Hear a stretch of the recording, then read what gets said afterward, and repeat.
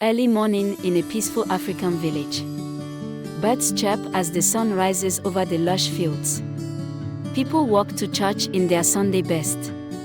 Nkem was the only daughter of Pastor Chukwudi and Mama Esther, respected leaders in their community. Pastor Chukwudi wasn't just a preacher, he was a symbol of holiness, a father to the fatherless, and a shepherd to his congregation. Nkem helping her mother prepare for Sunday service. Her father praying in his study. Growing up as the pastor's daughter came with its own set of expectations. Nkem was expected to be perfect, kind, respectful, and obedient. But life behind closed doors wasn't as picture perfect as it seemed.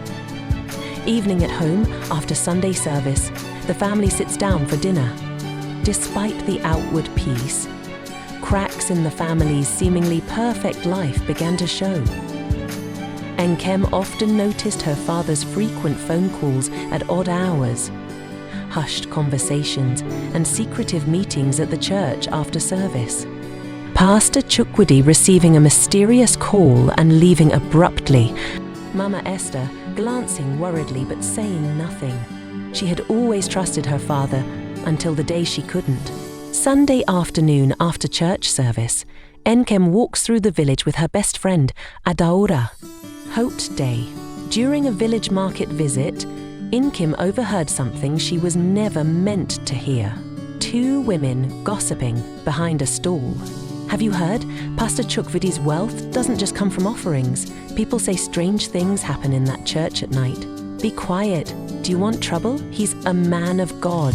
The words stung, but Nkem dismissed them. Until she saw it with her own eyes. Late night. Heavy rain falls as Nkem realizes she left her notebook in the church after choir practice. It was a night like any other, or so she thought.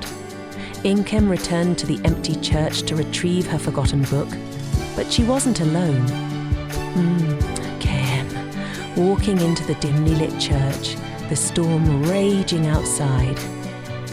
She hears muffled voices coming from behind the pulpit. Drawn by the strange sounds, she quietly moved closer, her heart pounding in her chest. Do you think through a small gap in the curtain behind the altar, a hidden room behind the pulpit, dimly lit with flickering candles, Pastor Chukwudi stands with three influential church elders. What she saw made her blood run cold. Her father, the man she thought she knew, stood at the center of a secret meeting, surrounded by strange symbols, documents, and a briefcase full of cash. Pastor Chukwudi speaking sternly to the elders. We must keep the congregation believing. Their faith is our power. In that moment, Nkem realized that faith was being twisted into control, and she had just uncovered a dangerous secret. Nkem slowly backs away, but accidentally knocks over a chair, creating a loud noise. The men inside freeze. Her heart stopped as the men rushed out, looking for the source of the noise. Nkem managed to slip through the back door, sprinting through the rain-soaked village. Nkem running frantically, soaked from the rain, breathing heavily.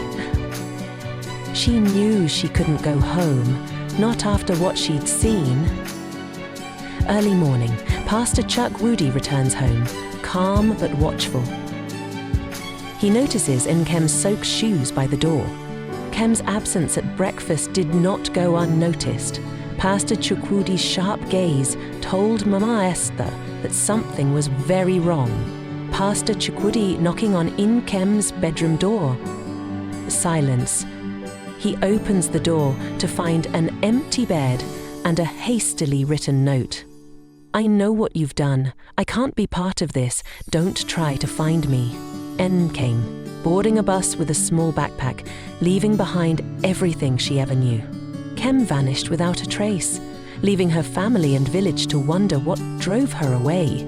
But in her heart, she knew she could never go back.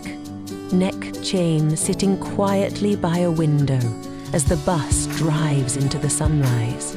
Sometimes the hardest decisions are the ones that save us, even when they tear our hearts apart. What would you have done if you were in Nkem's shoes?